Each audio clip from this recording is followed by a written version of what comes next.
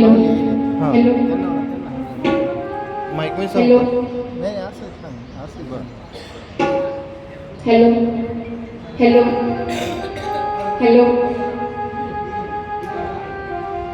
Hello हे बघा बाहेर जे झाडाखाली बसलेले आहे ना त्यांना विनंती, मंडप भरपूर मोठा दिलेला आहे, इकडे आतमध्ये शेड मध्ये येऊन बसा आणि या प्रवचनाचा आनंद शेड मध्ये बसून घ्या. या गरुदादा तुम्ही पण इकडे मध्ये या, म्हणजे सगळे बसलेले मंडळी तिथे इकडे शिकले.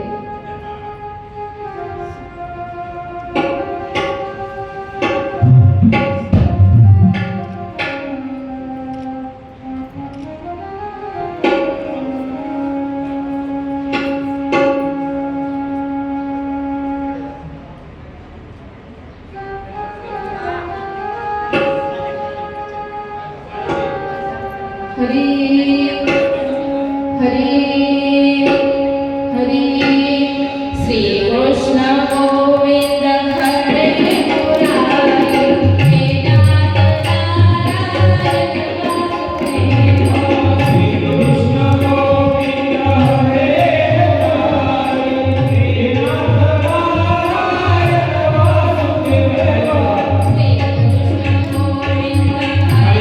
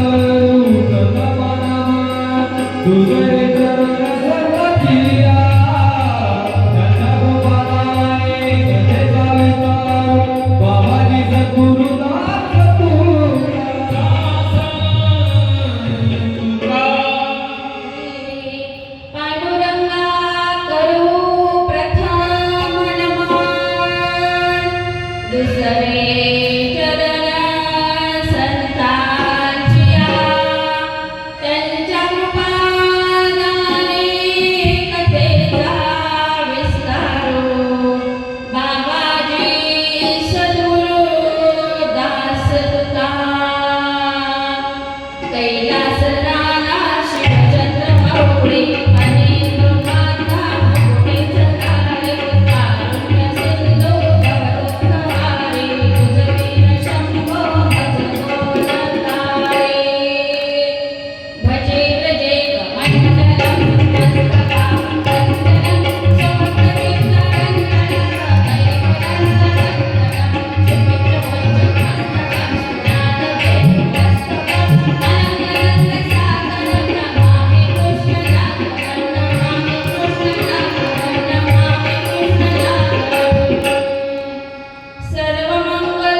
सर्वमंगल्यमांगल्ये शिवे सर्वार्थसाधिके शरण्ये त्र्यंबके गौरी नारायणी नमोस्तुते सबिंदु सिंधु शुष्क लग्न रंग भंगरंजकं दिशस्मावजात जात तारि तारि सैकं उदात दोत कालभूत वेदधारी नर्मदे कलियुगान मंगलं नमामि देवी नर्मदे नमामि देवी नर्मदे नमामि देवी नर्मदे मनोजवं मारुततुल्यवेगं जितेन्द्रियं बुद्धिमतां वरिष्ठं वातात्मजं वानरयूथमुख्यं श्रीरामदूतं शरणं प्रपद्ये हरि हरि ए दुःखभञ्जन मारुति नन्दन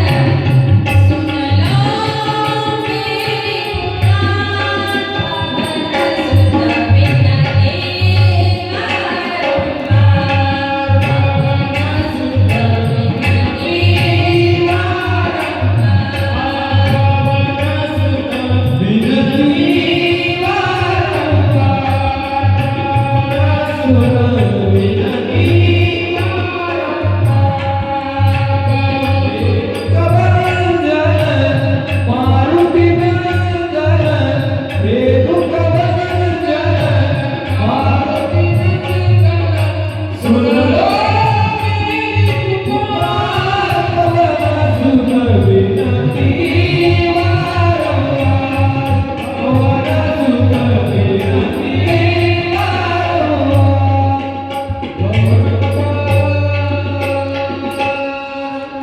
जयांचे केलिया स्मरण होय सकळ विद्यांचे अधिकरण तेची वंदो श्री चरण श्री गुरु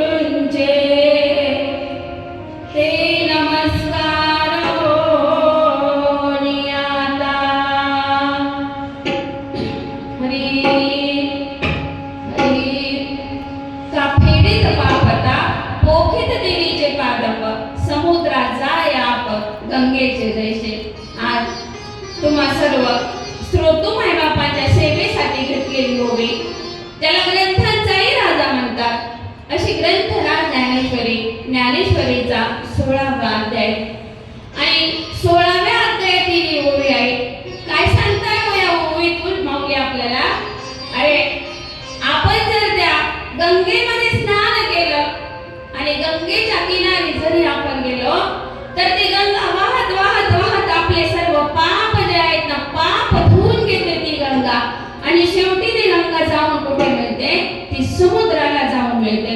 म्हणून त्या गंगेमध्ये स्नान हे घडलंच पाहिजे. हेच या ओवीतून माऊलींना आपल्याला सांगायचंय. आज आपण सर्वजण येथे किम निमित्ताने जमलात. सर्वांना श्रुत जरी असलं परंतु एक वक्त्याचा आधी कर्तव्य म्हणून अल्पसा परिहार द्यायचा तो असा. हे आमचे मामा श्री हरिभक्त पारायण दीपक विठ्ठलराव दवंगे यांनी पायी नर्मदा परिक्रमा 94 दिवसामध्ये पूर्ण केले आणि त्या नर्मदा परिक्रमेचं पारणं फेडण्यासाठी तिचं उद्यापन करण्यासाठी आपण सर्व आपतेष्ट नातेवाईक येथे जमलात आणि या दवंगे कुटुंबियांनी सुंदर अशी ही संगीत रूपी प्रवचन सेवा या उद्यापनासाठी आयोजित केली. त्यात आमचे अशोक मामा असते, विश्वास मामा असते आणि माझे भावंड गणेश दादा असेल, निलेश दादा असेल, आमचे श्याम दादा असेल, संतोष दादा, ऋषिकेश दादा आणि अमोल दादा या साई भावंडांनी सुंदर या कार्यक्रमाचं आयोजन केलेलं आहे. आणि या कार्यक्रमासाठी आज 7 संघ जे करतायत, ज्यांनी सुंदर अशी तबल्यावरती मृदंगावरती थाप जरी मारले, सुंदर विठ्ठल विठ्ठल विठ्ठल असा ध्वनी त्याच्यातून बाहेर निघतो ना, असे आमचे तबलचे हरिभक्त पारायण रामदास महाराज रसा, तुम्हालाही खूप खूप धन्यवाद. इकडे गोड अशी गायनाची साथ देत आहे गान कोकिळा आपल्या महाराष्ट्राचं वैभव असणारे हरिभक्त पारायण योगेश दादा रसा, तुम्हाला सुद्धा खूप खूप धन्यवाद. गोड असं आपल्याला सीत ऐकायला भेटतंय आणि गायनाची साथ सुद्धा देत आहे हरिभक्त पारायण आमचे निलेश दादा फुगे, यांना सुद्धा खूप खूप धन्यवाद. आमचा आवाज जो तुमच्यापर्यंत पोहोचतोय, गोड अशी आपली साऊंड सिस्टीम, बेहेडची साऊंड सिस्टीम, आमच्या दादाचा सुद्धा खूप खूप धन्यवाद.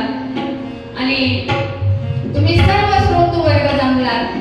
तुम्हाला एकच विनंती, जिथे जिथे नर्मदा मैयाचं भजन येईल किंवा कोणतंही भजन येईल ना, सुंदर अशा हाताने टाळी आणि मुखाने विठ्ठल विठ्ठल म्हणायचंय आणि त्या नर्मदा मैयाच्या भजनाचा आनंद आपल्याला सगळ्यांना घ्यायचा आहे. पण तत्पूर्वी आपण प्रवचन रूपी सेवा चालू करण्यापूर्वी परिहार झालेला आहे. आता ही नर्मदा मैया ही भगवान महादेवांची मुलगी ना, एकदा भगवान महादेवांचं भजन आपल्याला घ्यायचंय. हर हर महादेव शंभो काशी विश्वनाथ गंगे, हर हर महादेव शंभो काशी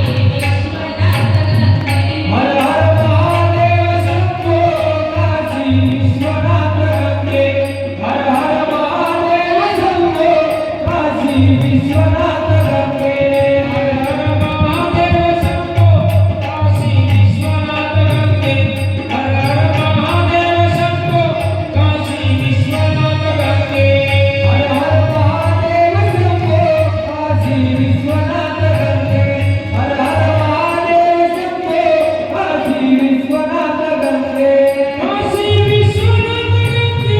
काशी विश्वनाथ गंगे, काशी विश्वनाथ गंगे, काशी विश्वनाथ गंगे, काशी विश्वनाथ गंगे, हर हर महादेव शंभो काशी विश्वनाथ गंगे, महादेव शंभो काशी विश्वनाथ गंगे, हर हर महादेव शंभो काशी विश्वनाथ गंगे, हर हर महादेव शंभो काशी विश्वनाथ गंगे.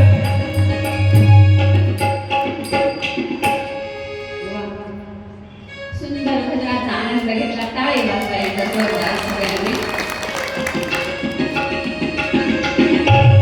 सुंदर अशी ही दीपक मामाने नर्मदा परिक्रमा 94 दिवसात पूर्ण केले. का नर्मदा मैयाचीच परिक्रमा करतो आपण? इतर नद्यांची का परिक्रमा करत नाही? का महत्व इतकं ह्या नर्मदा मैयाच्या परिक्रमेला? नेमकी नर्मदा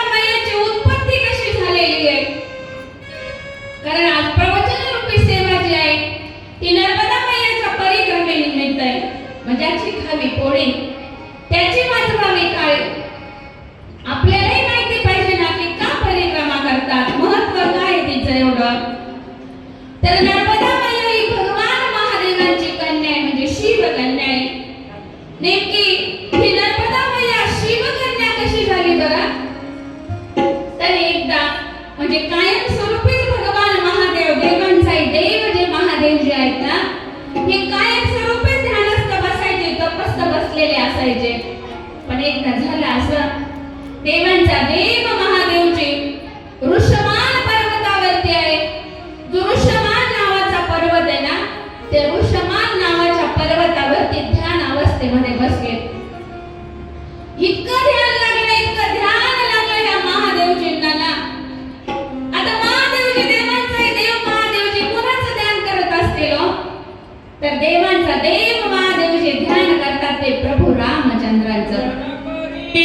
महादेव श्रीराम जय राम भजन करी महादेव श्रीराम भजन करी महादेव श्रीराम जय राम भजन करी महादेव राम पूजी सदा शिव राम पूजी सदा शिव सदा शिव भजन करी महादेव श्रीराम जय राम भजन करी महादेव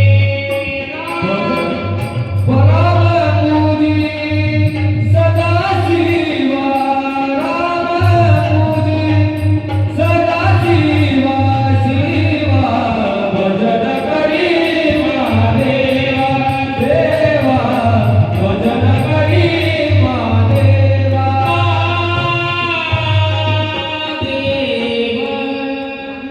हे गोड प्रमाण दिलं. भजन करी महादेव राम पूजे सदाशिव. आपण म्हणतो दोन देव वेगळे, पण वेगळे नाहीच ते. एकमेकाच्या हृदयी गोडी साखरेच्या ठाई दोघांना इतकं एकमेकाबद्दल आदर आहे, इतकं प्रेम आहे दोन्ही देवांना. मग देवांचा देव महादेवजी भजन करत होते, प्रभू रामचंद्रांचं भजन करत होते. इतकं भजन करत होते देवांचा देव महादेवजी. देहभान विसरून भजन करत होते. आणि ते भजन करता करता करता महादेवजींना घाम आला, अंगावरती घाम आला. आणि त्या घामाचा एक थेंब त्या विषमान पर्वतावरती पडला. त्या विषमान पर्वतावरती तो घामाचा थेंब पडला आणि त्याच्यापासून एका मुलीची उत्पत्ती झाली. तीच कोण? नर्मदा मैया. नर्मदा मैया की नर्मदा मैया की नमः पार्वती पते हर हर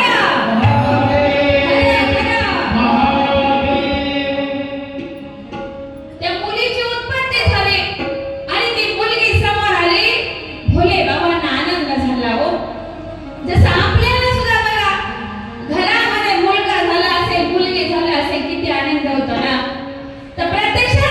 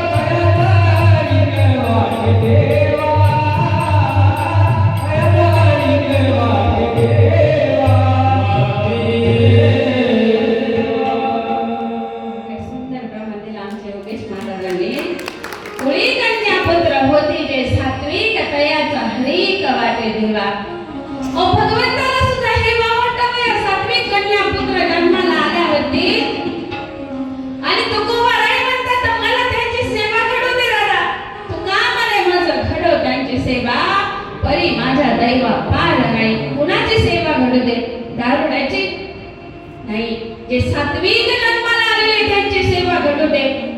बघा, खूप मित्र भेटतील हो आपल्याला जीवन जगत असताना, पण त्याच्यात एखादा तरी वारकरी मित्र आपला जरूर असावा. बाकीचे मित्र म्हणते बाबा, अरे गावाच्या बाहेर वेडा बाबळीमध्ये खूप दुकान आहे, चल तिथं. पण अशा ठिकाणी किती मित्र बोलवत असताना कधीच जायचं नाही. तो म्हणे बाबा, सुरुवातीला थोडीशी चव घेऊन बघ. आणि थोडी चव घेता घेता घेता घेता बाटल्याची बाटल्या कधी संपतील ना, समजणार सुद्धा नाही. आयुष्याचा नाश करून घेऊ आपण. पण एक जरी वारकरी मित्र जीवनामध्ये भेटला ना, किंवा एक जरी वारकरी पाहुणा आपला असेल, तो काय म्हणेल, चल बाबा आम्ही आळंदीच्या तीर्थयात्रेला चाललो, पंढरपूरला चाललो, काशीला चाललो, चार धाम यात्रेला चाललो. अशी संगत करायची तो वारकऱ्याची करा. आणि माझे तुकोबाराय सुद्धा म्हणतात, होय होय वारकरी पाहे पाहे रे एका पंढरी. जनार्दनी घडो त्यांचा संग, नवा वियोग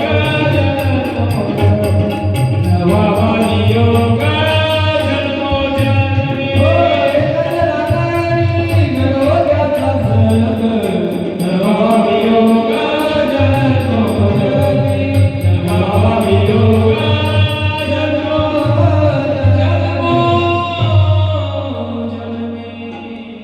एका जनार्दनी घडो त्यांचा संग, नवावा वियोग जन्मोजन्मी. अशा वारकऱ्याचा हा संतांचा मला संग घडू दे बाबा, जन्मोजन्मामध्ये घडू दे. आणि जन्मोजन्मामध्ये कधीच त्यांचा वियोग मला होऊ देऊ नको. संत महात्मे वारकऱ्याला इतके मानतात उदाहरण. आणि देव सुद्धा अशा वारकऱ्यांची सेवा, माझा भगवंत सुद्धा वारकऱ्यांची सेवा करतो. म्हणून एकच वाक्य लक्षात ठेवा रे, जाम से जाम पीने से क्या फायदा, रात को पियोगे सुबह उतर जाएगी. एक बार हरि नाम का प्याला तो पी लो, तुम्हारी जिंदगी सुधर जाएगी, तुम्हारी जिंदगी सुधर जाएगी.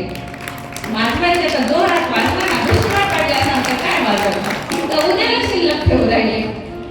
आणि इथे जर आज टाळी नाही वाजवली ना, देव काय करतो माहिती का, तो म्हणतो कीर्तनात टाळी वाजवली नाही ना, पुढच्या जन्मात कुठेतरी टोल नाक्यावर बाजारात टाळी वाजवायला लावतो. मग ती टाळी वाजवलेली चांगली का? नाही ना. मग इथं टाळी वाजवलेली कधीही चांगली. कीर्तनात टाळी होय पातकांची बोले. या कीर्तनातल्या टाळीमध्ये कशाचं सामर्थ्य आहे? आपलं सर्व पातक, आपलं सर्व पाप जाण्याचं सामर्थ्य या कीर्तनातल्या टाळीत आहे. म्हणून कीर्तनात अवश्य टाळी वाजवली पाहिजे आपण. कधी त्या संगतीला जाऊ नका, दारुड्याच्या संगतीला जाऊन आपलं जीवन कधीच आपलं जीवन बर्बाद करून घेऊ नका. माझे तुकडोजी महाराज म्हणतात, अरे काय केलं तू जीवनामध्ये येऊन सांग ना. अरे क्या किया क्या किया क्या किया रे, क्या किया क्या किया क्या किया रे, तूने जीवन गमा दिया,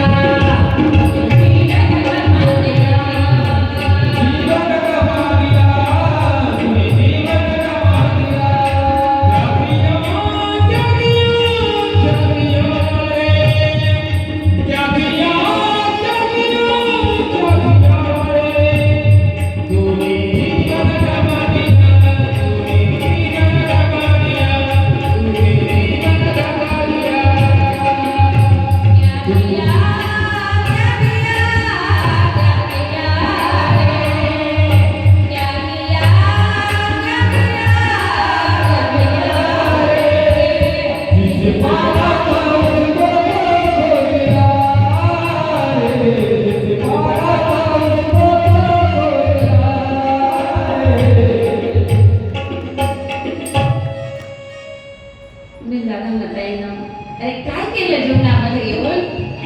जे साधे साधायचे होते ते विसरून गेलो आपण. नको त्या मार्गाला गेलो, नको ते खाल्लं, नको ते पिलं, जीवन आपलं बर्बाद करून टाकलं. म्हणून नका जाऊ त्या वाटेला. ही नर्मदा मैयाची परिक्रमा केली ना, पुण्यानं करायला मिळते होई. त्याच्यासाठी ना वाढ वडिलांची कितीतरी पिढ्यांची पुण्याही लागते. ही भगवंताला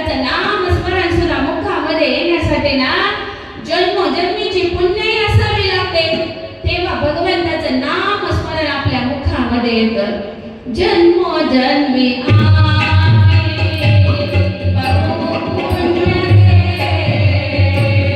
जन्मोजन्मी आम्ही बहुपुण्य केले. जन्मोजन्मी आम्ही बहुपुण्य केले.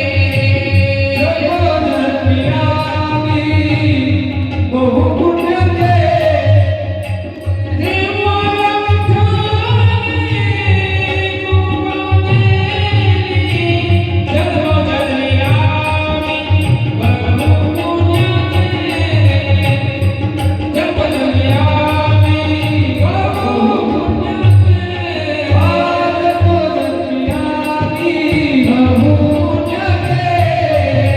जन्मोजन्मी आम्ही बहुपुण्य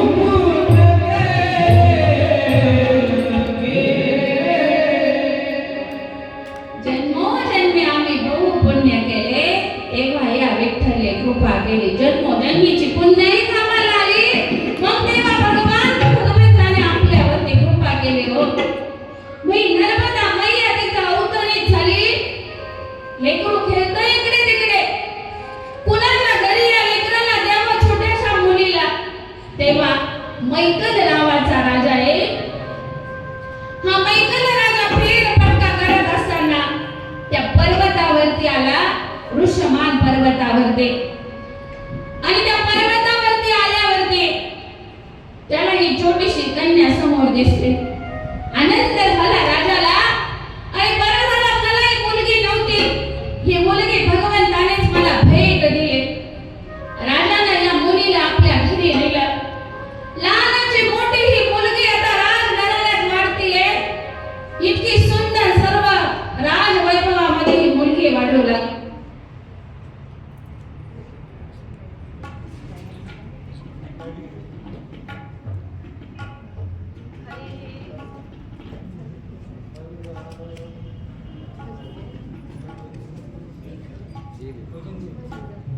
ओम नमः शिवाय. ओम नमः शिवाय.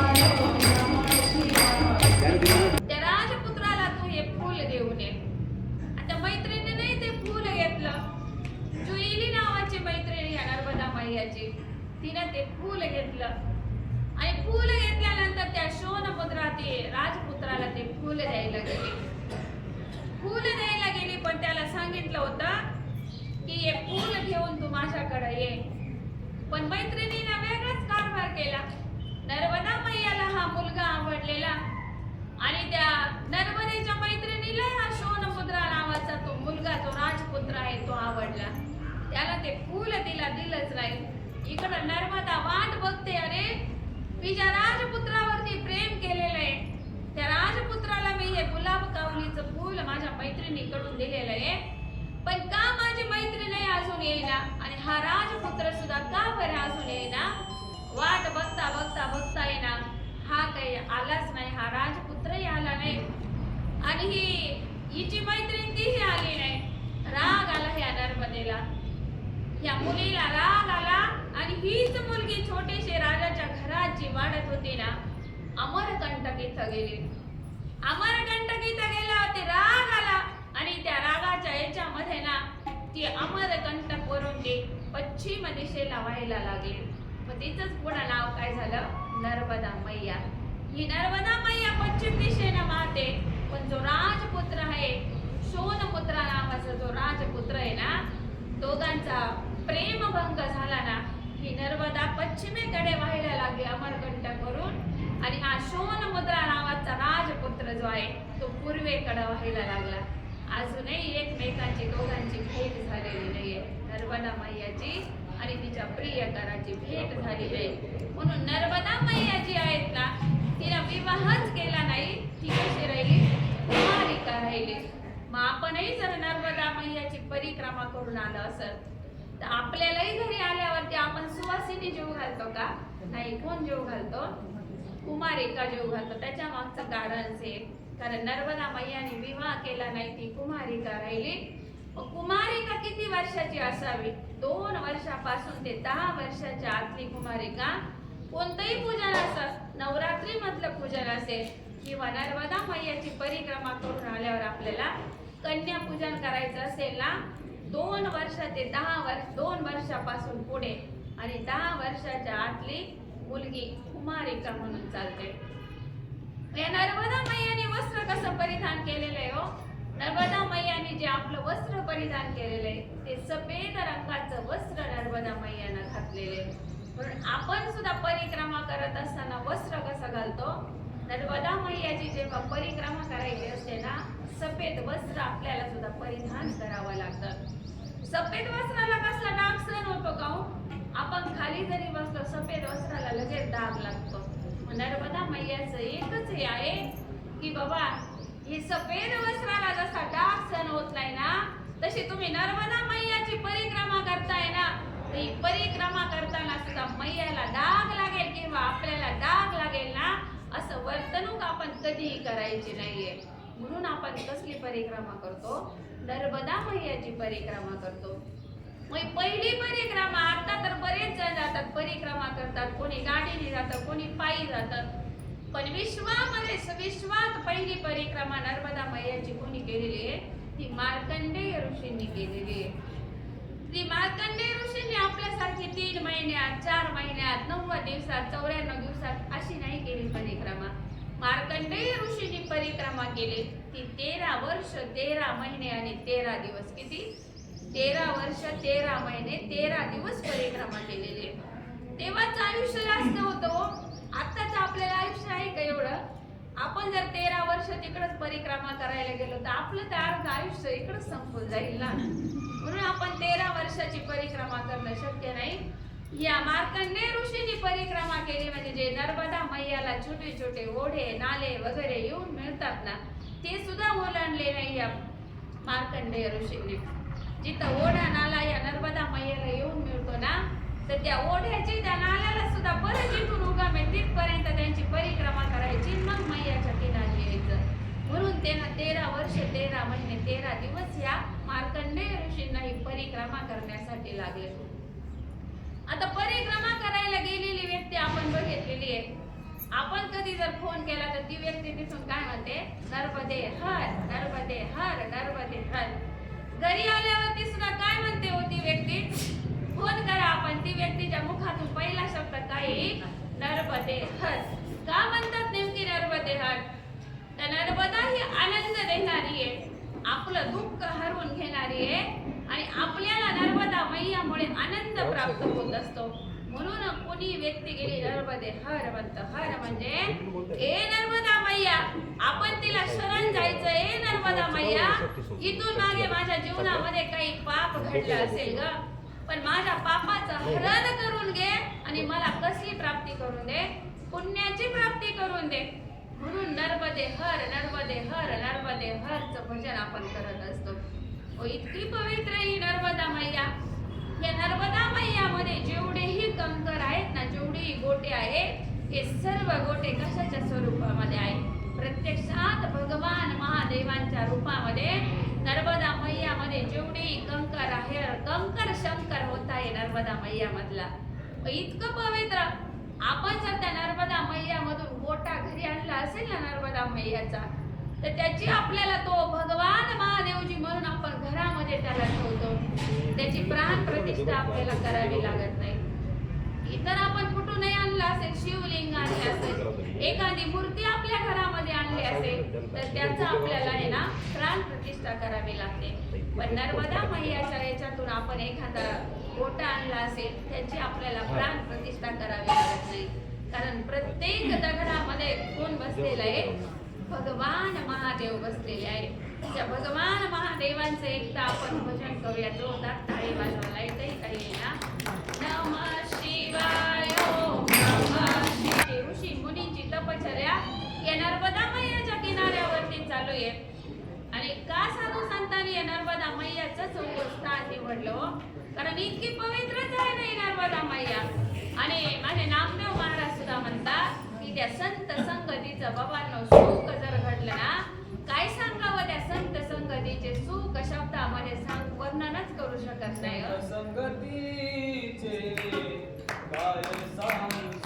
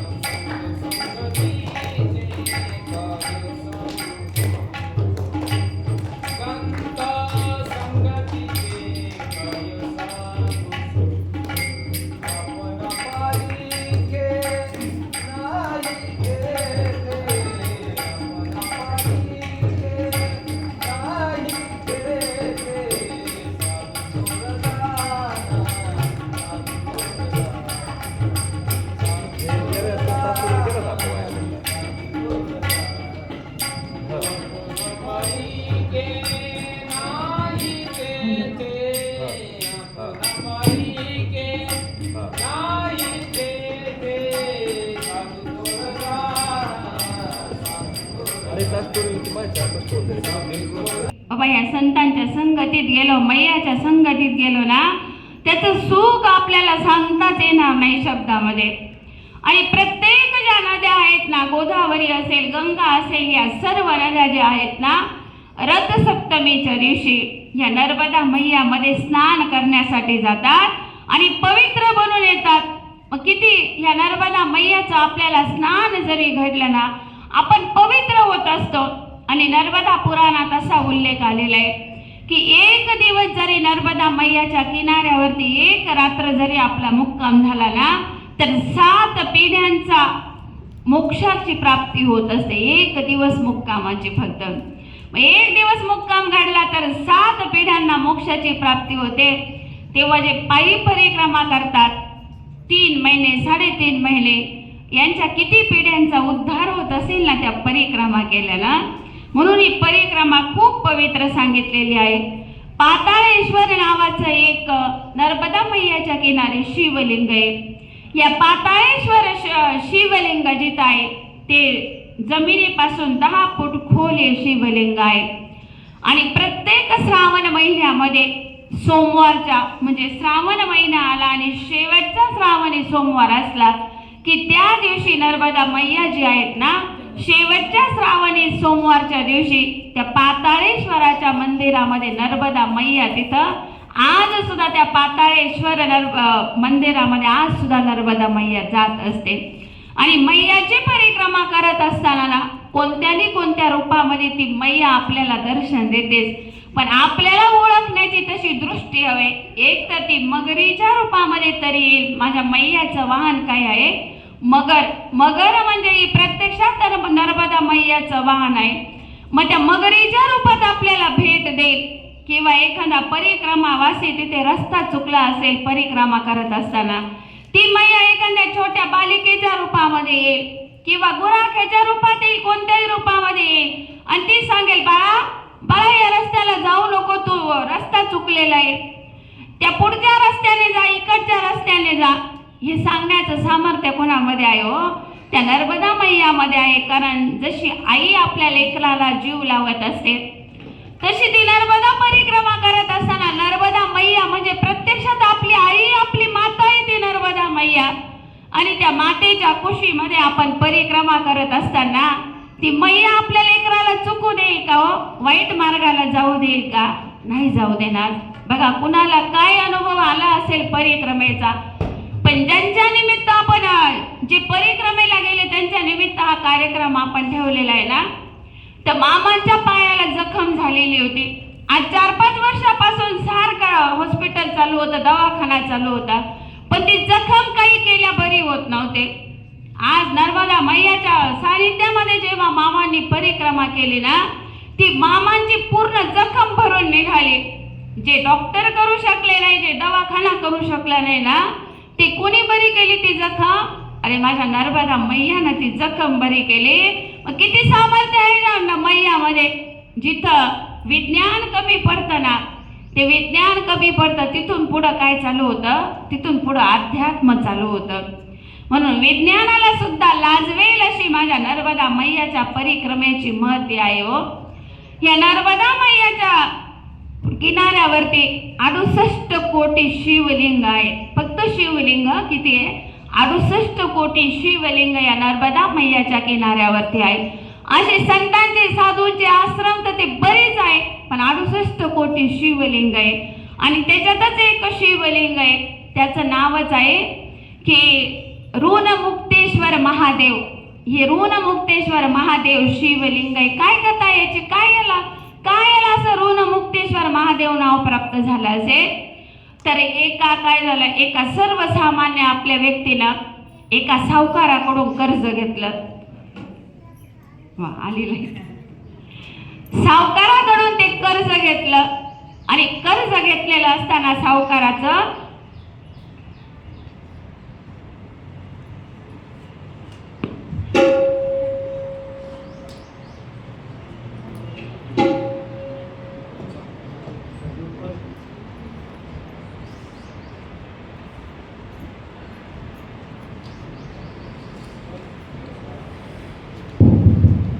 हॅलो, सावकाराकडून सर्वसामान्य व्यक्तीनं कर्ज घेतलं. ते कर्ज काय त्याला फेडता आलं नाही का? ऋणमुक्तेश्वर महादेव नाव पडलं असावं. कर्ज त्याला फेडता आलं नाही, मग त्याला काय केलं? बाबा सावकाराला सांगितलं, माझं कर्ज जोपर्यंत फेडलं जात नाही ना, तोपर्यंत असं काय, माझ्याकडचा हा कुत्रा आहे, हा कुत्रा मी तुझ्याकडे गहाण म्हणून ठेवतो आणि जेव्हा माझं कर्ज फेडलं जाईल ना, तेव्हा हा कुत्रा माझ्या घरी घेऊन जाईल. मी त्या कुत्र्याला सांगितलं, बाबा जशी तू माझी सेवा केली ना, अशीच सेवा या स्वामींची सुद्धा कर, या सावकाराची सुद्धा अशीच सेवा कर.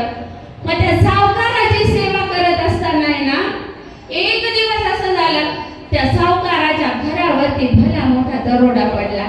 तर सावकाराच्या घरी काही कमी असणार का हो? सावकाराच्या घरी कसलीच कमी नव्हते दादांना, बहिणींनो. ते दरोडा पडला आणि दरोडा पडल्याच्या वेळेस ना, त्या कुत्र्यानं जशी आपल्या मालकाची जशी सेवा केली होती ना, तशीच सेवा तिथं सुद्धा केली. ती सेवा करत असताना तो दरोडा पडला आणि यानं विचार केला, रे आपल्या मालक आहे, या मालकाची सेवा आपल्याकडून झाली पाहिजे. आताच या प्रवचन रूपी सेवेसाठी हरिभक्त परायण ओंकार महाराज काळे यांचं सुद्धा आपल्या प्रवचन रूपी सेवेमध्ये आगमन झाले. या महाराजजी तुम्हाला सुद्धा खूप खूप धन्यवाद.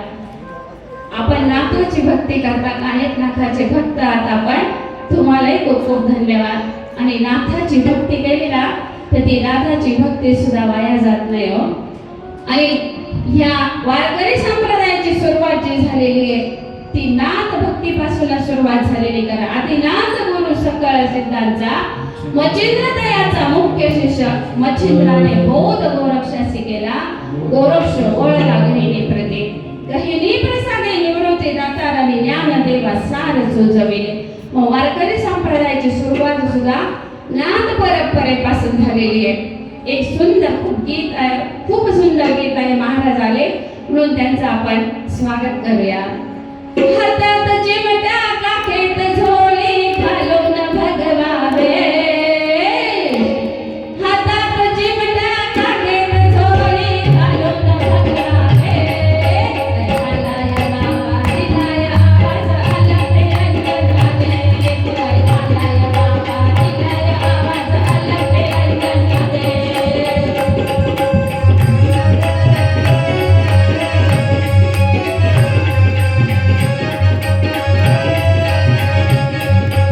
आलाय बाबा दिलाय आवाज आला ते अंतराने, आलाय बाबा दिलाय आवाज आला ते अंतराने.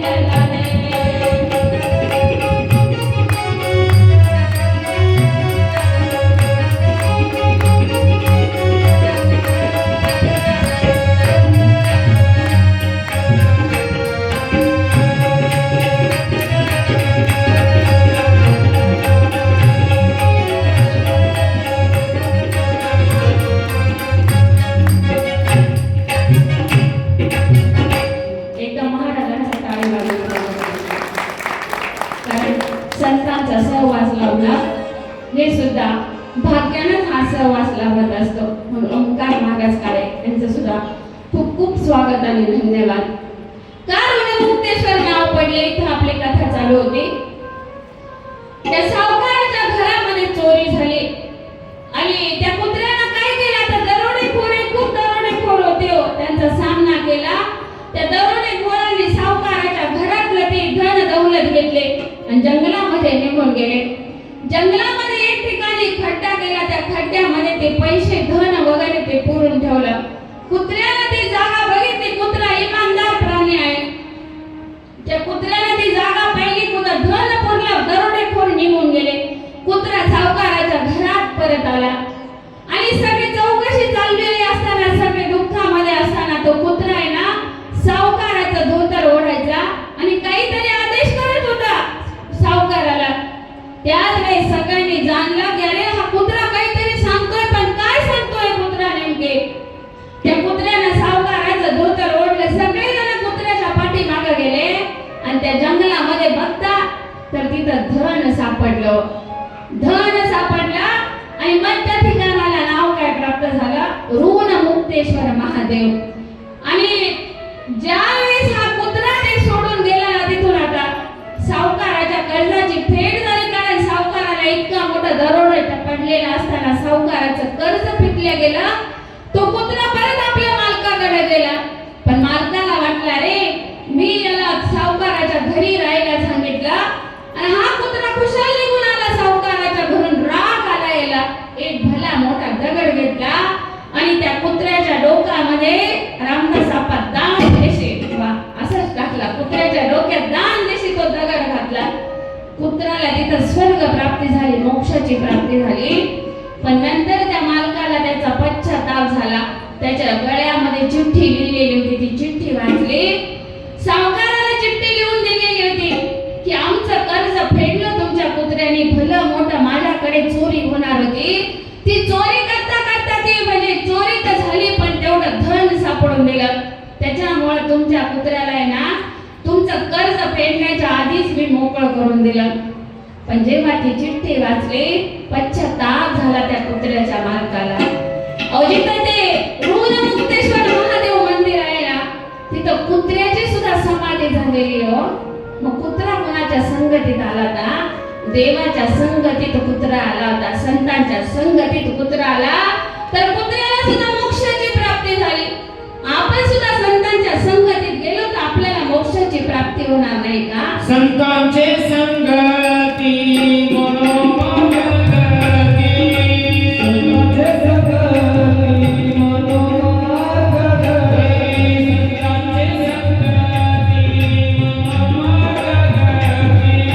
संतांचे संगती मनोमगती, संतांचे संगती मनोमगती.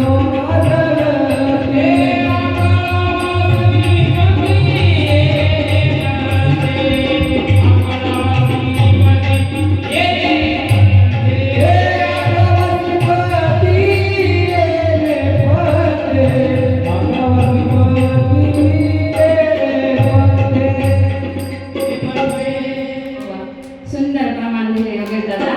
संतांची संगती मनोमार्ग गती अकळावा श्रीपती येणे पंते हरिमुखे म्हणा पुण्याची गणना कोण करेल. आपलं गाव तर खूप पवित्र आहे हो. आपल्याला माझ्या संत मल्हार बाबांसारख्या संतांची आपल्याला संगती लाभली. पण दुर्भाग्य एवढं एकच, माझ्या मामाचं गाव आहे म्हणून मी बोलण्याची हिंमत करते. अरे ज्या संतांच्या भूमीमध्ये आपण मांडलोय घराला हे नवखेदाची गोष्ट आहे हो. एकही जणी तर टाळकरी नाही अहो, वारकरी आहे पण टाळ वाजवता आले पाहिजे. बाहेरून आपल्याला जर सप्ताह करायचा असेल, बाहेरून आपल्याला टाळकरी मंडळी बोलवावी लागते. आजही कीर्तन रूपी सेवा ठेवायची होती पण टाळकरीच नाही. म्हटले मी माझ्या भावांना सगळ्यांना, अरे तुम्ही 6 जण जरी टाळ घेऊन उभे राहिले तरी आपल्या कीर्तन रूपी सेवा होऊन जाणार. म्हणून हात जोडून विनंती, आपल्या गावाला सुद्धा संतांचं सानिध्य लाभलेलं आहे ना, हरिपाठ इथं झाला पाहिजे. टाळकरी वारकरी मंडळी आपल्या गावामध्ये वाढली पाहिजे, जेणेकरून आपल्या गावाचं नावही कुठेतरी उंचावरती जाईल. म्हणून संतांच्या संगतीचं सानिध्य आहे ना, आपण शब्दात सांगू शकत नाही हो. काय होतं बघा, संतांच्या सानिध्यात गेल्यावर एका मुंगीनं विचार केला.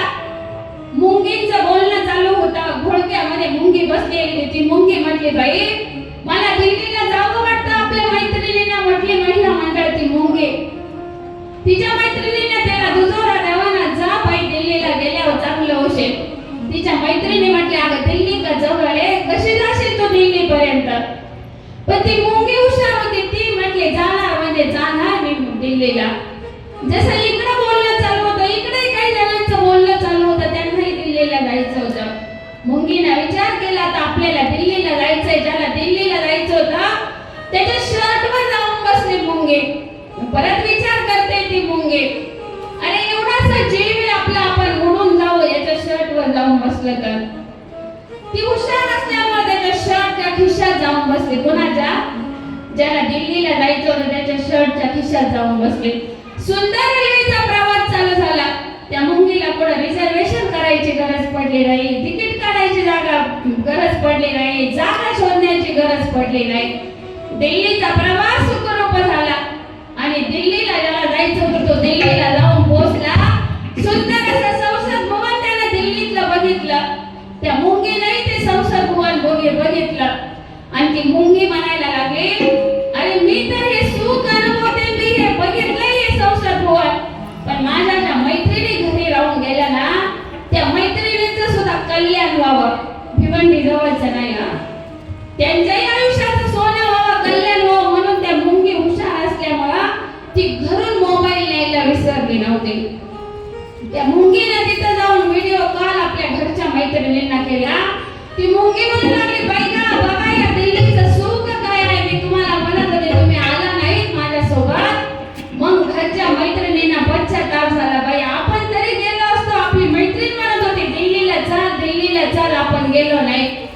माझा दृष्टांत संपला, सिद्धांत ऐका. त्या मुंगीला दिल्लीला जायचं होतं म्हणून तिने संगत कोणाची केली? ज्याला दिल्लीला जायचं होतं त्याला. आपल्या जीवनातली दिल्ली कोणती हो? आपल्या जीवनातली दिल्ली मोक्षरूपी दिल्ली आहे. आणि मोक्षरूपी दिल्लीला जाऊन तिथं त्या दिल्लीला म्हणजे दिल्लीला गेल्यावरती मुंगीला भेट कोणाची घेतली? मोदीजींची भेट घेतली. आपल्या जीवनातली मोक्षरूपी दिल्लीला जाऊन आपल्याला जर तिथं आपल्या जीवनातले मोदी भेट कोण आहे? भगवंत आहे.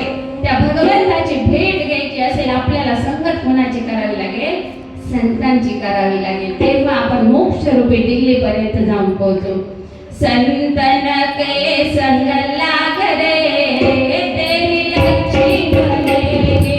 संतन के संग लाग रे तेरी लक्ष्मी बनेगी. संतन के संग लाग रे तेरी लक्ष्मी बनेगी. तेरे संग लाग रे तेरी लक्ष्मी बनेगी.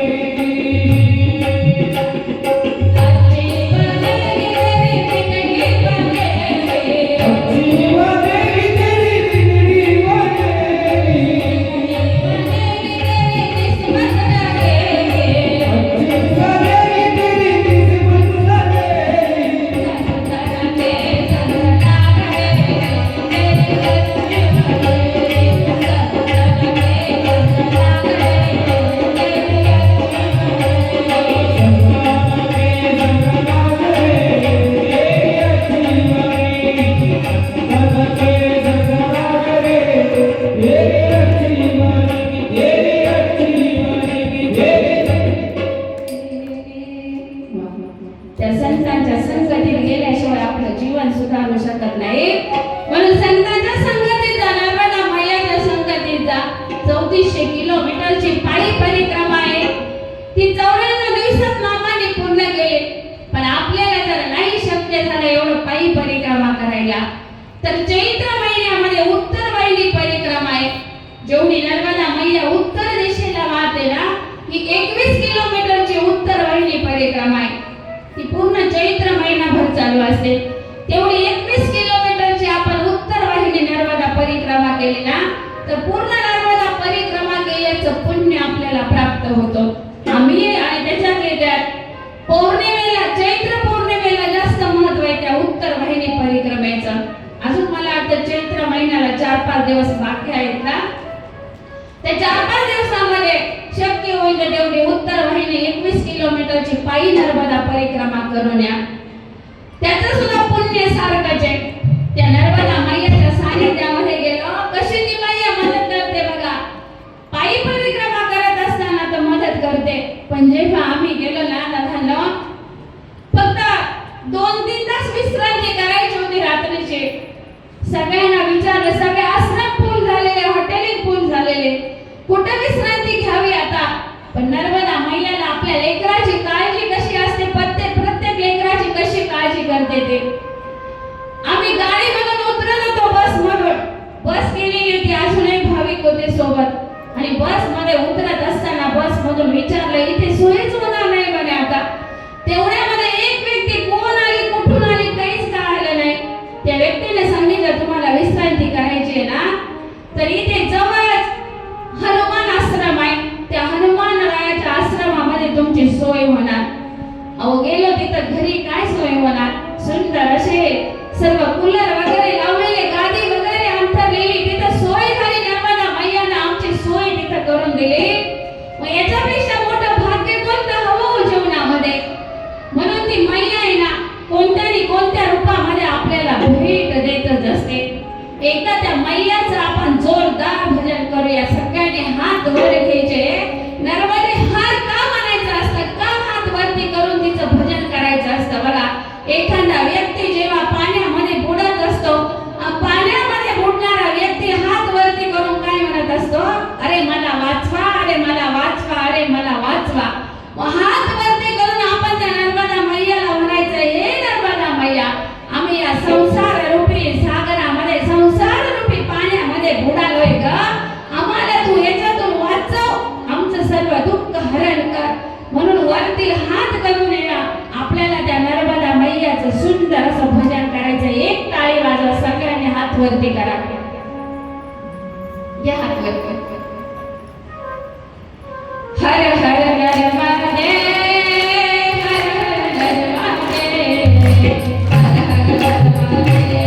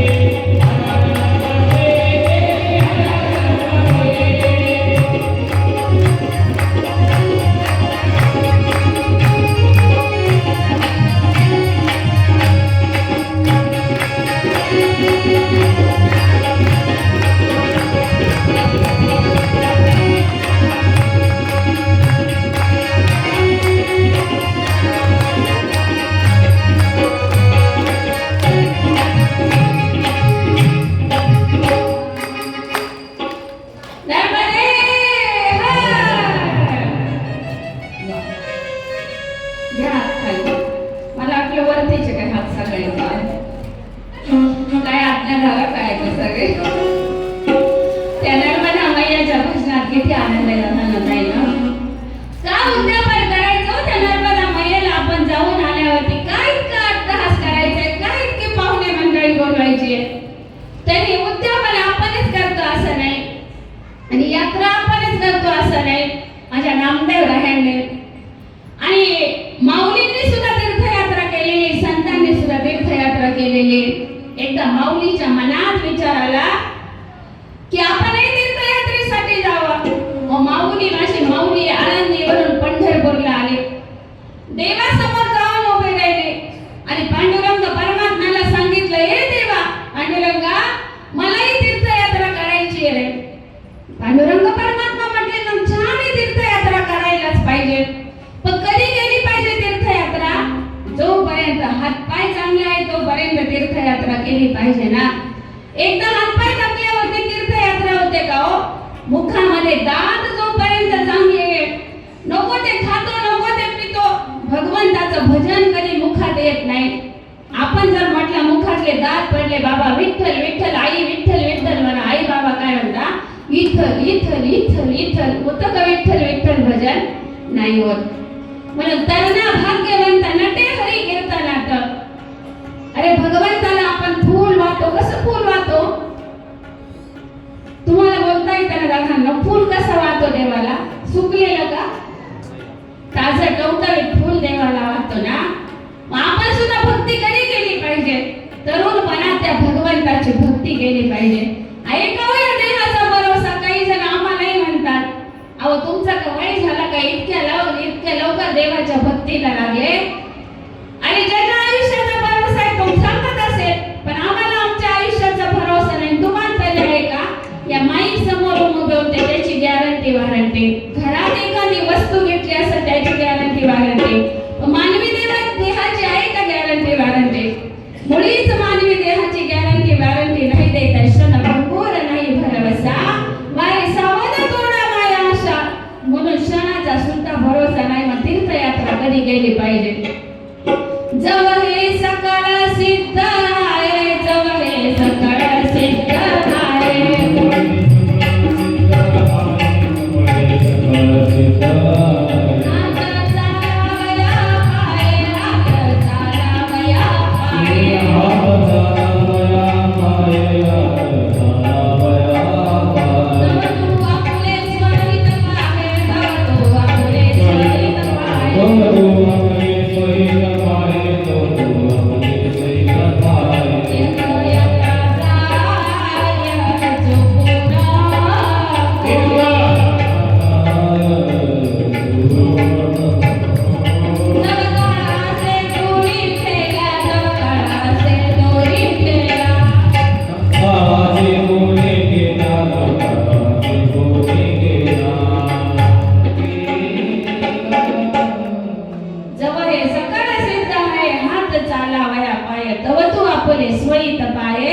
तीर्थयात्रा जाय चुकू नको. हात पाय चांगले तोपर्यंत तीर्थयात्रा घडली पाहिजे.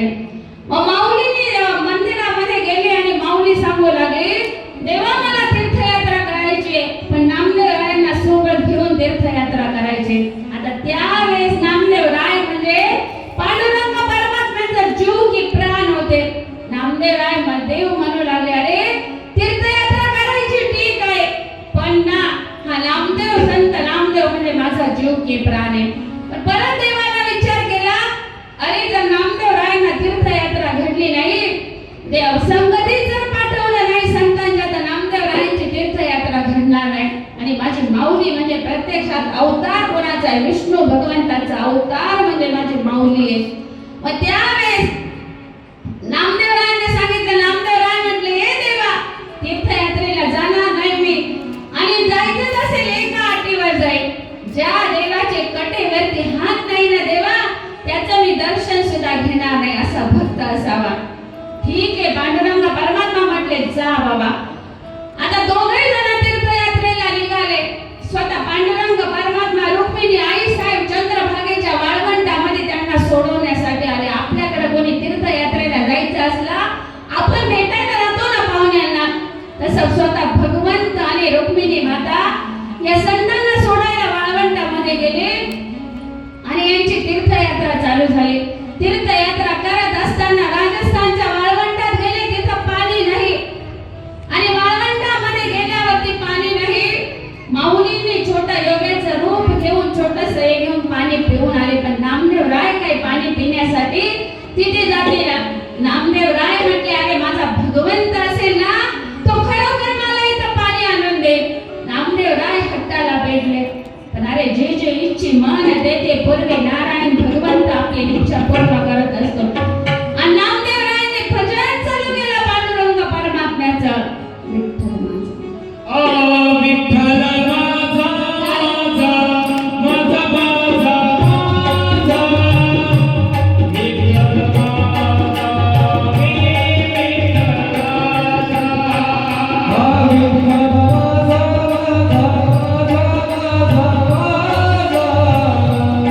विठ्ठल माझा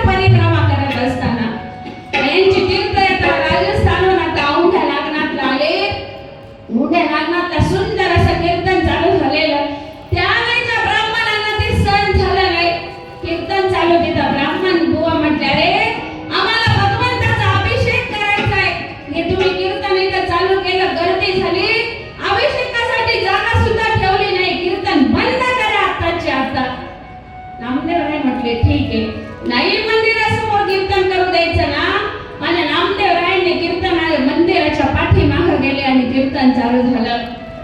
इतका जोर जोरात जयघोष कीर्तनाचा चालू झालेला त्यावेळी देवाला राहवला नाही. देव म्हटले अरे प्रत्यक्षात सर्व संत मंडळी संत मानवी आल्यावर माझ्या दारामध्ये कीर्तन करण्यासाठी आली आहे आणि एक कर्मठ ब्राह्मण कीर्तन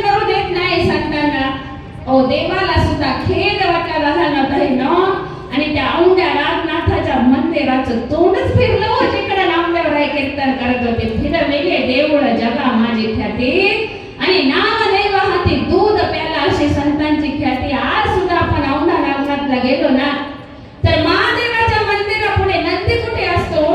महादेवांच्या शिवलिंगा समोर असतो ना.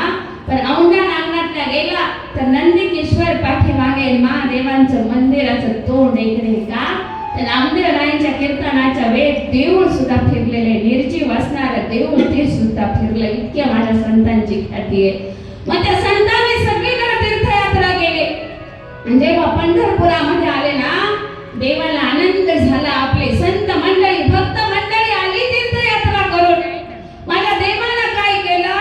देवाने सांगितलं आता तुम्ही तीर्थयात्रा केली ना, या तीर्थयात्रेचं आपल्याला उद्यापन करावं लागेल. ओ माझ्या स्वतः देवानं तिथं उद्यापन केलं या तीर्थयात्रेचं. मावंदे घातले तीर्थयात्रेचे. म्हणून आपणही तीर्थयात्रा करून आलो तर आपल्याला सुद्धा तीर्थयात्रेचे काय करावे लागतात मामांजी? मावंदे करावे लागतात तीर्थयात्रेचे. आमचे मामाश्री पायी परिक्रमा करून आले आणि ह्या दवंगे परिवाराने पूर्ण साई भावंडांनी आमचे मामी वगैरे सर्व यांनी या तीर्थयात्रेच्या आपल्याही घरी पूजन व्हावं. कन्या पूजन तर झालेलं आहे पण तीर्थयात्रेचं आपल्या घरात सुद्धा पूजन व्हावं ना ह्या जलाचं प्रत्यक्षात. कारण आपल्याला नाही जाणं झालं नर्मदा मैयाच्या किनारी पण वाचेने जरी गंगा गंगा म्हटलं ना तरी आपले सर्व पाप धुवून वाचे माता गंगा गंगा वाचे माता गंगा गंगा हे वाचे माता गंगा गंगा वाचे माता गंगा गंगा हे सकळ दोष जाती भंगा सकळ दोष जाती भंगा हो तुझी पडता ब्रह्मगिरी तुझी पडता ब्रह्मगिरी तुझी पडता ब्रह्मगिरी तुझी पडता ब्रह्मगिरी ब्रह्मगिरी वाचे म्हणता गंगा गंगा सकळ दोष रातील भंगा. नुसतं वाचेली तरी गंगा गंगा म्हटलं आपलं सर्व पाप जात असतात.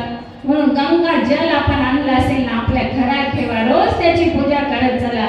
देवघरामध्ये ते गंगा जल ठेवा आणि रोज त्याची पूजा करा. आणि बघा आपल्या घरातलं पाणी जर आपण घरामध्ये एखाद्या बॉटल मध्ये वगैरे ठेवलं ते पाणी दूषित होतं, त्याच्यात काही दिवसांनी जंतू पडतात. पण कोणत्याही मैयातून कोणत्याही गंगेचं जल आणलं असेल ना ते घरात किती वर्ष ठेवलं तरी ते दूषित होत नाही, त्याच्यात किडे पडत नाही, त्याचा वास येत नाही. आणि नर्मदा मैयाचं जल तुम्ही पिऊन बघा. अरे बिस्लरीच्या पाण्याला काय करतात? बिस्लरीच्या पाण्यापेक्षा सुद्धा शुद्ध जल माझ्या गंगा मैयाचं आहे हो. आता जेव्हा आम्ही उत्तर वाहिनी परिक्रमेला गेलो ना माझा सुद्धा विश्वास नव्हता दादांना. पाणी इतकं स्वच्छ आहे. प्रत्येक गंगेचं पाणी पाहिलं तर थोडंफार गढूळ दिसतं पण नर्मदा मैयाचं पाणी बघितलं तर खालून आपल्याला नर्मदा मैयाचं जो तळ आहे ना ते तळ सुद्धा दिसतं. आणि होडीने प्रवास करत असताना ना त्या नर्मदा मैयाचं जल हातात घेतलं. मैया मैया तुला शरण आलेलं आहे, हे तुझं जल प्राशन करतोय का? अहो ते बिस्लरी पेक्षा सुद्धा सुंदर चव त्या पाण्याची लागेल नाही. म्हणून या नर्मदा मैयाचं जल जरी आपण पिलं ना तर आपलं सर्व पाप धुवून जात असतं. स्नान जर घडलं तर त्याचं पुण्य आहे पण नर्मदा मैयाचं जल जरी पिलं तरी त्याचं पुण्य आहे दादा नदाईनं. म्हणून आपणही नाही आपल्या जरी समजा पायी परिक्रमा झाली, उत्तर वाहिनी पायी परिक्रमा ती तरी करा, बसनी तरी करा.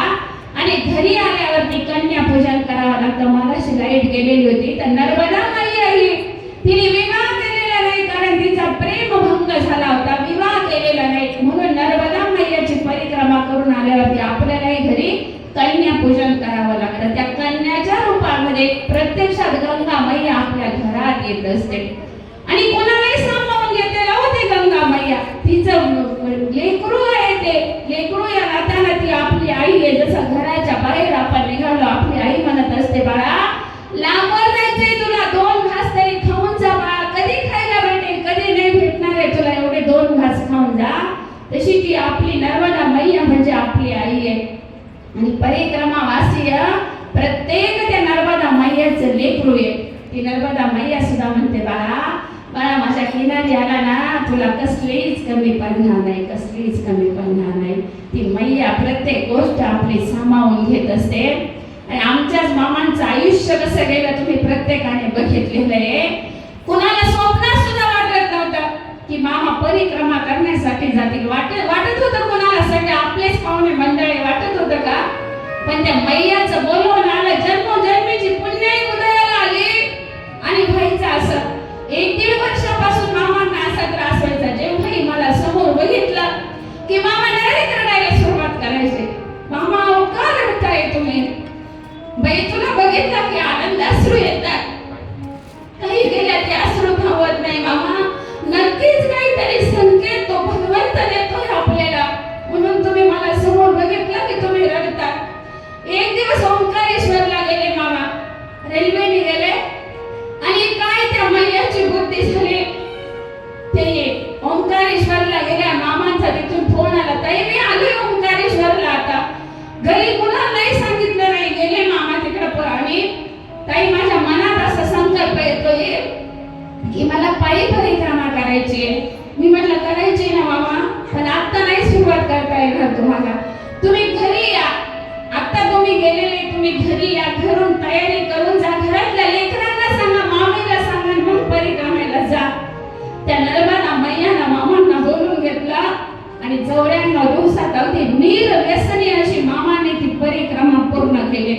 तर माझ्या भावंडांचं, आमच्या भैयाचं आणि अमोल दादाचं, आमच्या प्राचीताईचं म्हणणं होतं की तिकडे जाणार तुम्ही, तिकडेच माळ घाला. पण मामांचं माझं ठरलेलं होतं, मामा ज्या दिवशी पायी परिक्रमा तुमची पूर्ण होणार, आपल्याला ज्या दिवशी उद्यापन करायचे, मामांनी करायचे ना, सगळ्यांसमोर मामा तुम्हाला माळ टाकायचे. आणि मामाने सुद्धा ऐकलं ते तुळशीची माळ सगळ्यांच्या समक्ष आज मामा घालणार आहे, सगळ्यांच्या समक्ष. ही किमया कोणाची आहे? माझ्या नर्मदा मैयाची. हो, एका व्यसनी मनुष्याला सुद्धा सुधारण्याची ताकद कोणात आहे? नर्मदा मैया. एकदा जोरदार टाळी तुझ्या मैयासाठी म्हणून आपण सुद्धा आपल्या जीवनामध्ये ही परिक्रमा केलीच पाहिजे. दादा 4 धाम यात्रा घडल्या पाहिजे, पंढरपूरची वारी घडली पाहिजे, आळंदीची तीर्थयात्रा आपल्याकडून झाली पाहिजे. कारण किती धन संपत्ती कमवली आपण, सोबत काही नेणार आहे का? काहीच नेता येत नाही हो. किती इस्टेट कमवा, किती पैसा कमवा, किती धन कमवा, सगळं इथेच राहणार आहे. आपण केलेला परमार्थ, आपण केलेली तीर्थयात्रा आपल्या सोबत येणार आहे, ते पुण्य आपल्या सोबत येणार आहे. म्हणून अवश्य ही तीर्थयात्रा सुद्धा करा. आजची मूवी घेतली का फेरीत पापता पोखित तेरीचे पादप, समुद्रात जाय आप गंगेचे जैसे. जशी ती गंगा मैया सगळ्यांचं पाप फेडीत फेडीत फेडीत ती कुठे जाते? सागराला मिळते. तसं आपल्याला सुद्धा जीवनामध्ये जगत असताना अनेक कठीण प्रसंग येतात. असेल तो मद्यपान करत असेल, घातली माळ, तर लोक काय म्हणतात? करू भागले आणि देवपूजेला लागले. पण चांगलं कधी म्हणतात का? नाही चांगलं म्हणणार. म्हणून समाजाचा विचारच करू नका. समुद्राच्या किनारी काय झालं? समुद्राच्या किनारी एक जण चाललेला होता. म्हणजे आपली दृष्टी कशी असते तशी सृष्टी आपल्याला दिसते. समुद्राच्या किनारी एक जण चालला होता. त्यानं चप्पल समुद्राच्या किनाऱ्यावरती काढली होती. तेवढ्या समुद्राची लाट आली आणि ती चप्पल समुद्रामध्ये वाहून गेली. तो काय म्हटला? समुद्र कोण आहे? चोर आहे. कारण त्याची चप्पल समुद्राने सामावून घेतली. तो म्हटला समुद्र चोर आहे. त्याच्यानंतर एक मासेमारी करणारा आला. त्याला त्या दिवशी इतके मासे भेटले, समुद्रात इतके मासे भेटले. तो मासेमारी करणारा म्हटला रे समुद्र दानशूर आहे. तेवढ्यामध्ये एक म्हातारी बाई आली. त्या म्हातारी आजी सोबत तिचा नातू होता. तो नातू समुद्राच्या किनाऱ्यावरती होता आणि मोठी लाट आली आणि त्या म्हातारीचा नातू जो आहे, आजीबाईचा नातू, समुद्राने सामावून घेतला. त्याचा मृत्यू झाला. आजीबाई म्हटली अरे समुद्र मारणारा आहे, मारणारा त्यानं माझ्या नातवाला मारलं. आणि तेवढ्यामध्ये ना एक भली मोठी लाट आली. हे सगळे समुद्राच्या किनाऱ्यावरतीच होते. भली मोठी लाट आली आणि समुद्रानं त्याच्यामध्ये सगळं सामावून घेतलं. समुद्राला काहीच घेणं देणं नव्हतं आपल्या किनाऱ्यावर कोण आलं कोण गेलं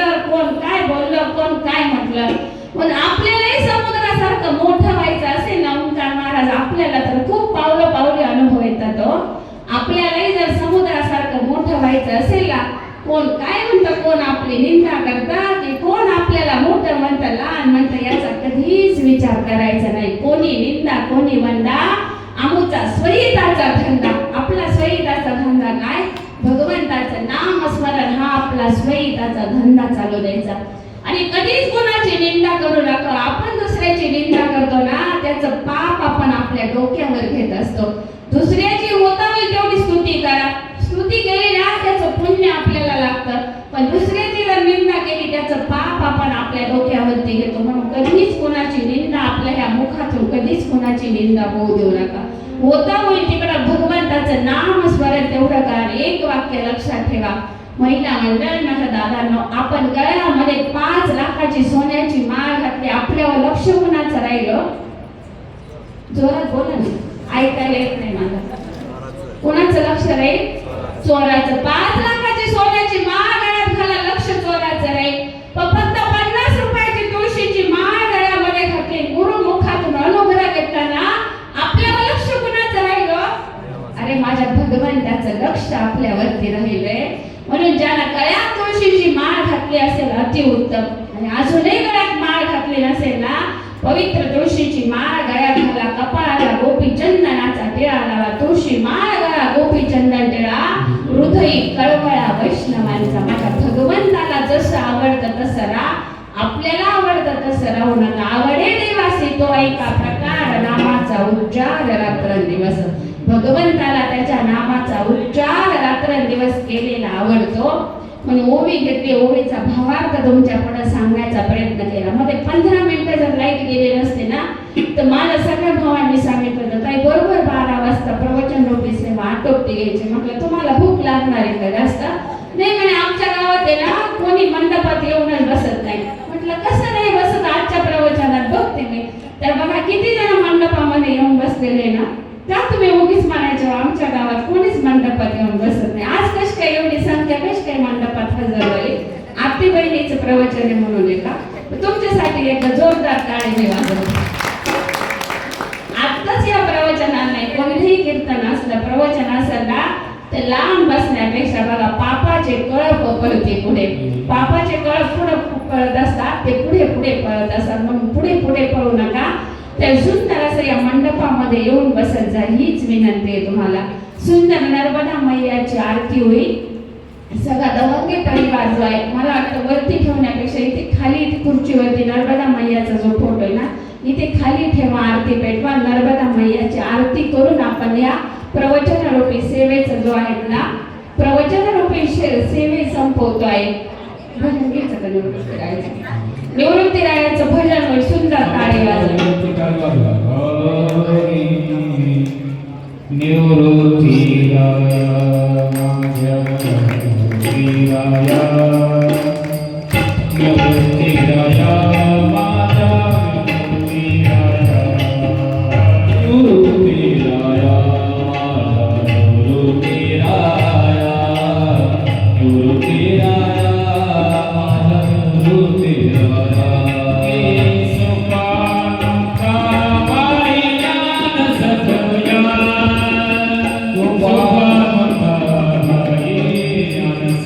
Yeah.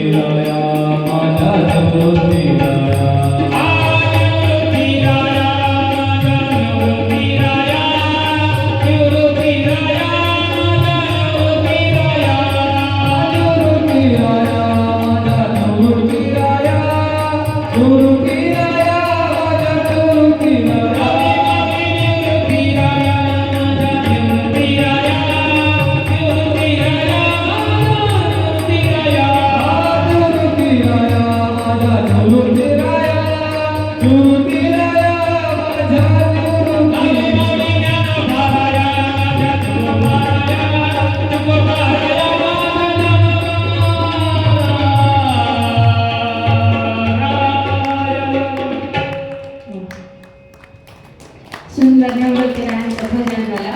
जी ओवी घेतली होती सेवेसाठी, ओवीचा भावार्थ तुमच्या पुढे सांगण्याचा प्रयत्न केला. पण असाच असेल असा नाही, जसं माझ्या अल्प बुद्धीला भावला त्या नर्मदा मैयानं माझ्यावरती जशी जशी कृपा केली तसं तसं मी तुमच्या पुढे बोलण्याचा प्रयत्न केला. साळुंकी मंजुळा बोलत असे वाणीशी कविता धनी वेगळाची, माझं पापा राय काय थोडपणा पायाची वाहन पायी बाई. म्हणून बोलताना एखादा चुकीचा शब्द निघाला असेल, तुमची मुलगी तुमची बहीण म्हणून माझा मला परत करा. पण जे घेण्यासारखं योग्य वाटलं असेल ते अवश्य आचरणात आणण्याचा प्रयत्न करा. मामांची इकडे आधी आपण पुंडलिक वरदाच्या गजरामध्ये मामांना माळ घालूया आणि त्याच्यानंतर आपण नर्मदा मैयाची आरती घेणार आहोत या स्टेजवर.